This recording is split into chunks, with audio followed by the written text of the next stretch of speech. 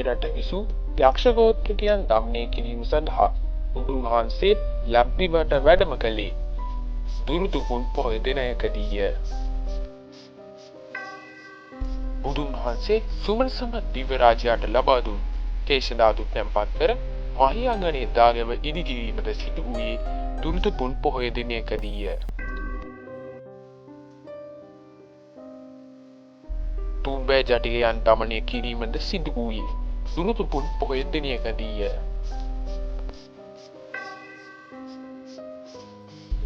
එමෙන්ම බිම්බිසාර රජුගේ වේළුවනාරාමයේ පූජා කිරීමට සිදු වූයේ දුරුදුපුන් පොහොය දිනයකදීය.